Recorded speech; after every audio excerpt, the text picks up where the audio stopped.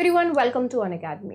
हाल फिलहाल आप लोग न्यूज़पेपर में, न्यूज़ चैनल्स में, एवरीवेयर, सोशल मीडिया हो गया, कहीं पे भी एक नाम तो आप बार बार पढ़ रहे होंगे और उसके बारे में देखने को जानने को भी मिल रहा होगा, and that is Prajwal Revanna. यहाँ पर इनसे रिलेटेड सेक्स स्कैंडल भी बहुत ज़्यादा लाइमलाइट में आया है, एंड उसके बाद इनका भागना भी बहुत ज़्यादा सुर्खियों में रहा है। इनका भागना सुर्खियों में रहा है डिप्लोमेटिक पासपोर्ट को, क्योंकि इन्होंने यहाँ पे यूज़ किया है डिप्लोमेटिक पासपोर्ट का। ये जो वीडियो है इसमें मैं आपको यही सारी चीज़ें बताऊंगी। पहले तो इस केस के बारे में पूरा एकदम कि हाँ भाई ये केस आया कैसे नज़र में। उसके बाद दूसरा point we will get to know कि भाई ये डिप्लोमेटिक पासपोर्ट होते क्या हैं। उसके अलावा we will get to know कि भाई डिप्लोमेटिक पासपोर्ट किनको दिए जाते हैं, उसका वो किस तरीके से इस्तेमाल कर सकते हैं, क्या प्रिविलेजेस होती हैं, क्या इसमें किसी तरीके की कोई इम्यूनिटी भी दी जाती है, तो क्या है वो सारी चीज़ें डिप्लोमेटिक पासपोर्ट से रिलेटेड, वो सभी चीज़ें हम यहाँ पर इस पर्टिकुलर क्लास में जानेंगे। ओके, तो चलिए शुरुआत करते हैं आज के इस क्लास में। आप देख सकते हैं कि the flight of Prajwal Revanna, how diplomatic passports visa regimes work over here, क्योंकि इन्होंने एक लूप होल का यहाँ पर इस्तेमाल किया है जिसको यूज करके ही was actually able to run away, India से भागने में अपने आप को बचाने की कोशिश बेसिकली यहाँ पर हो रही है, क्योंकि बहुत ही स्ट्रॉन्ग केस यहाँ पर सामने निकल करके आ रहा है। आप यहाँ पर देख सकते हो कि किस तरीके से पूरा आक्रोश है इस बंदे को लेकर के पूरी इंडिया में। ऑब्वियसली बात है, रीजन क्या है, क्योंकि 3000 नॉट 1 नॉट 2 नॉट 3 बल्कि 3000 वीडियो क्लिप्स, फोटोज और डॉक्यूमेंट्स रिलीज हुए हैं, एंड ये सारी चीजें इनके ऊपर लगाई गई हैं। ये इल्जाम sexual assault and abuse women को लेकर के, he has done all these kind of things. तो एंड काफी टाइम ऐसा होता था कि ये खुद से ही वीडियो बना करके उस लेडी को, उस वुमन को ब्लैकमेल किया करते थे। Even the made has also complained against him. इनकी घर की खुद की मेड जो कि 6 साल वहां पर काम करी है, उन्होंने भी इनके खिलाफ केस यहाँ पे दर्ज किया है। तो ये इतना बड़ा रैकेट एक खुद के दम पे कैसे चला रहा था, ये सारी चीजें तो ऑब्वियस सी बात है कि जांच पड़ताल का विषय है। और इस चीज को लेकर के कर्नाटका गवर्नमेंट बहुत ही ज्यादा सीरियस भी है, एंड आई होप इस चीज को लेकर के जल्दी रिजल्ट आए। इन्होंने यहाँ पर special investigation team Karnataka government ने यहाँ पर इस चीज को लेकर के सेटअप कर दी है, ताकि इसके ये जितने भी ये केसेस सामने निकल करके आ रहे हैं उसके ऊपर सारी कार्रवाई हो सके। ओके, तो ये चीजें थी जिसकी वजह से ही केम टू लाइमलाइट। ये है कौन? ये पोते हैं एक फॉर्मर पीएम के, एंड नेफ्यू है फॉर्मर सीएम के।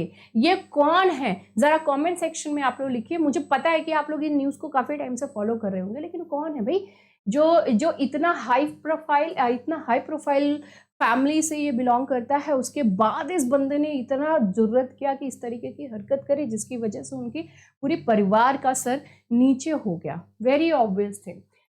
अब ये सारी चीजें होने के बाद ऑब्वियसली बात है कि अब बचना तो बहुत मुश्किल लग रहा है, क्योंकि एक दो तो केस है नहीं, तो बहुत सारे केस हैं और एकदम से ये लाइमलाइट में आ चुकी हैं। अब इलेक्शन का समय है, तो ऑब्वियसली बात है कि बचने का तो कोई भी जरिया नहीं मिलने वाला है।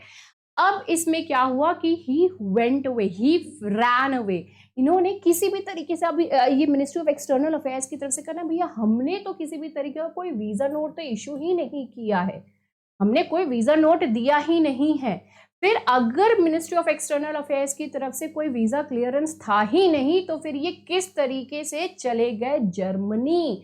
तो ये जर्मनी किस तरीके से पहुंच गए? तो इतना सारा सवाल तो दिमाग में कौन ही रहा होगा ना कि क्या रीजन है। तो इसके पीछे का रीजन है एक, और वो है ये लाल पासपोर्ट। ये लाल पासपोर्ट, जी हाँ, अगर आप में से बहुत सारे लोग जो इंडियन फॉरेन सर्विस अगर ज्वाइन करते हैं तो उनको ये डिप्लोमेटिक पासपोर्ट मिलेगा। ये पासपोर्ट इंडिया का रेड कलर का पासपोर्ट बहुत ज़्यादा स्ट्रॉन्ग है, और ये आपको बहुत सारे प्रिविलेजेस, इम्यूनिटी देता है। ये लाल पासपोर्ट, ये रेड पासपोर्ट, ये डिफ्रेंशिएट करता है नॉर्मल ब्लैक पासपोर्ट से। ओके तो ये डिप्लोमेटिक पासपोर्ट का यहाँ पे इस्तेमाल करके ये भागने में बहुत ही आसान से ये भाग गया। बाकी जो नॉर्मल पासपोर्ट्स होते हैं ना, वो बेसिकली आप देख सकते हैं डार्क ब्लू कलर्स के होते हैं और ये 10 साल के लिए वैलिड होते हैं, जो कि बेसिकली अडल्ट्स को दिए जाते हैं, ठीक है। वहीं पे अगर हम डिप्लोमेटिक पासपोर्ट की बात करते हैं तो ये मरून कवर की होती है, मरून कलर्स की होती है, ठीक है। This is the maroon colour, right. So maroon colour की होती है और ये 5 साल या फिर उससे कम टाइम पीरियड के लिए ये वैलिड रहती है, ठीक है। This is the diplomatic passport. अब यहाँ पे कुछ प्रिविलेजेस और कुछ इम्यूनिटीज इससे एसोसिएटेड होती है। अगर आपके पास ये पासपोर्ट है तो आपके वो बहुत ही ऑब्वियस है कि भाई इसके पास ये कलर का पासपोर्ट है, इंडिया से बिलोंग करता है, ये कलर का पासपोर्ट है, ठीक है। तो इट मीन्स दैट ऑटोमेटिकली आपको कुछ प्रिविलेजेस और इम्यूनिटीज वहीं पे ही अटैच हो गई।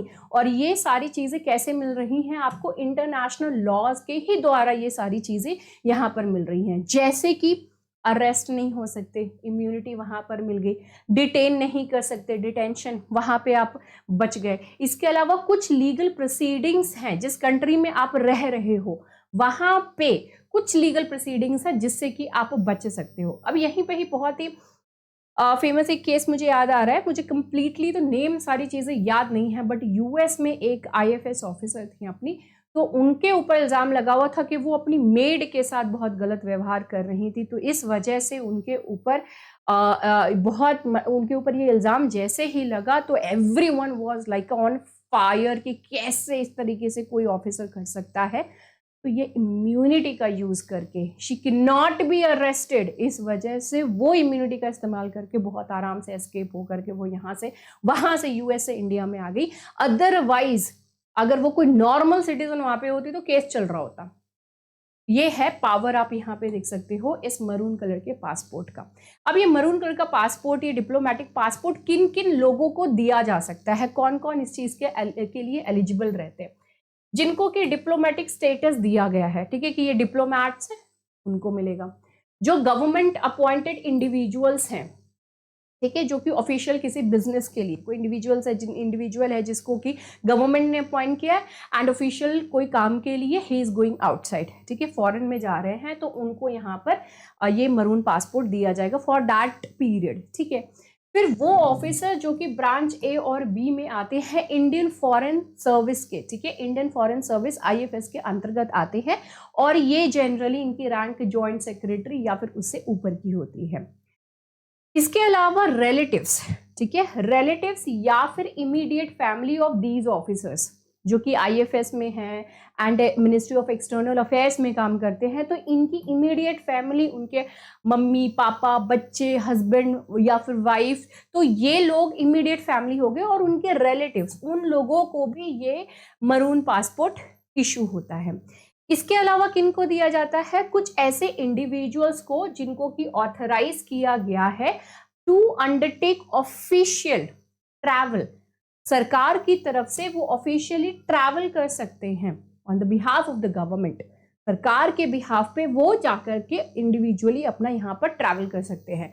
तो ये 5 किस्म के तरीके के लोग हैं जिनको कि यहाँ पे मरून पासपोर्ट इशू किया जाता है। ओके, अब इसी में ही ये जो 5वां वाला यहाँ पे आपने देखा, इसी में ही इंक्लूडेड होते हैं यूनियन मिनिस्टर्स एंड एमपीज, क्योंकि वो जनरली गवर्नमेंट की तरफ से बाहर जाते हैं, टूर करते हैं in order to study the things, best practice study करने के लिए एंड अपार्ट फ्रॉम दैट और भी डिफरेंट तरीके के कामों के लिए जाते हैं गवर्नमेंट के बिहाफ पे, ठीक है। तो वो यूनियन मिनिस्टर्स और एमपीज को अब्रॉड ट्रैवल करने के लिए ये डिप्लोमेटिक पासपोर्ट उनको भी दिया जाता है and his name is Prajwal Revanna. Who is he? MP, ठीक है। कौन है ये? एमपी है। तो इसी चीज का इसने यहाँ पे इस्तेमाल किया, लेकिन फिर भी ठीक है, इस्तेमाल किया। किस तरीके से कर लिया? देखो, जनरली परमिशन लेने की जरूरत पड़ती है, but in this case he didn't do that.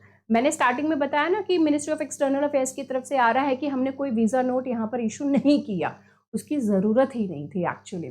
देखो, जर्मनी में इसको जाने के आसानी इसलिए हो गई कि जर्मनी के अलावा 34 ऐसी और कंट्रीज हैं जो कि इंडिया को एग्जेम्प्ट करती है कि भाई ऑपरेशनल वीजा एग्जेम्पशन है वहां पर।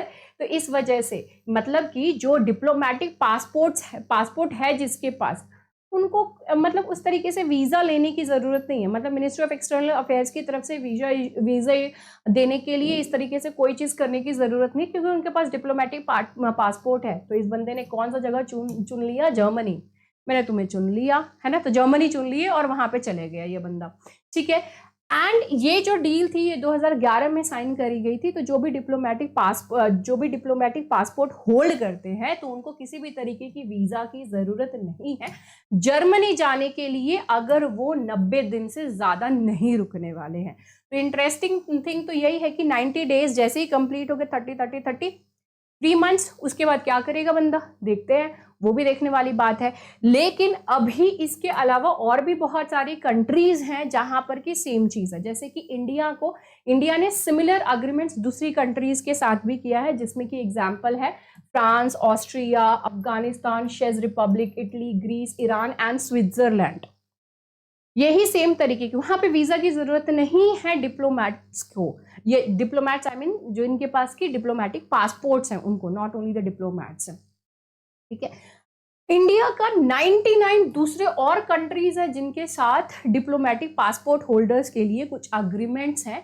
इसके अलावा holding service and official passports also, ठीक है। कुछ ऐसी कंट्रीज भी हैं जिनके साथ सिर्फ डिप्लोमेटिक पासपोर्ट्स के लिए ही नहीं अग्रीमेंट है, बल्कि जो कि सर्विस या फिर ऑफिशियल पासपोर्ट्स भी जिनके पास रखे हुए हैं, तो वहां पे भी वीजा एग्जेम्पशन का लगाया हुआ है 90 डेज के लिए। 99 ऐसी कंट्रीज हैं कि जहां पर कि उनको वीजा की जरूरत नहीं है, डिप्लोमेटिक पासपोर्ट्स है, उसके अलावा ऑफिशियल सर्विस या फिर ऑफिशियल पासपोर्ट्स हैं उनके पास। तो अब इस लिस्ट में कौन कौन सी कंट्रीज हैं, इसमें आ जाते हैं Bahrain, Brazil, Egypt, Hong Kong, Oman, Singapore and UAE, United Arab Emirates, ठीक है।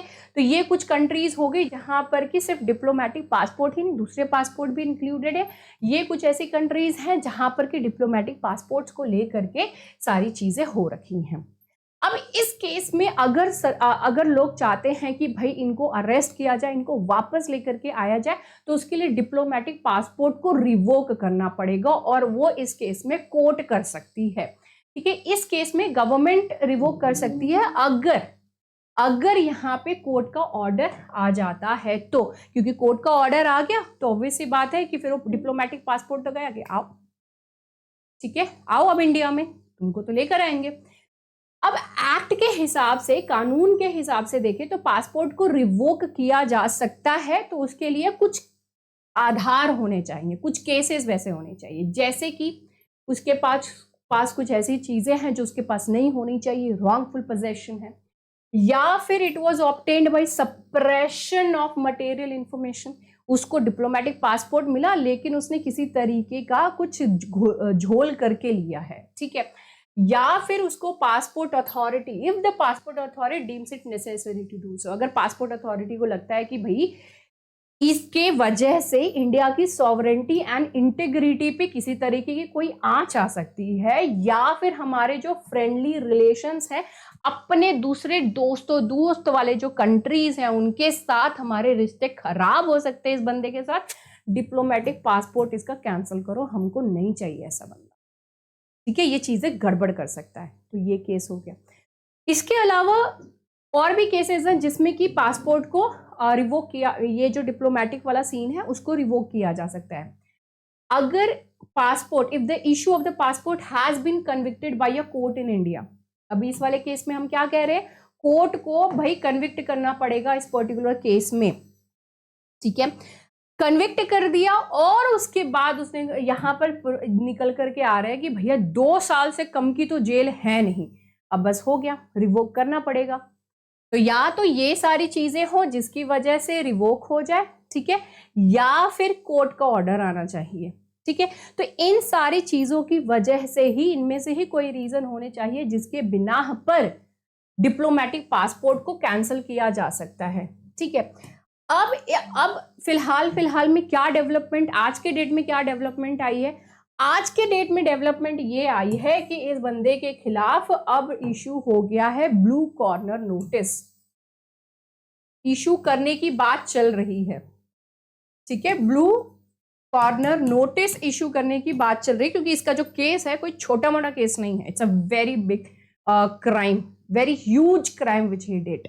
तो ब्लू कॉर्नर नोटिस ये इंटरपोल के द्वारा करी जाती है पूरे देश भर, पूरी दुनिया भर के लिए, और यहाँ पर किसी भी तरह के कोई इंफॉर्मेशन होता है वो देना पड़ता है उस आदमी के बारे में।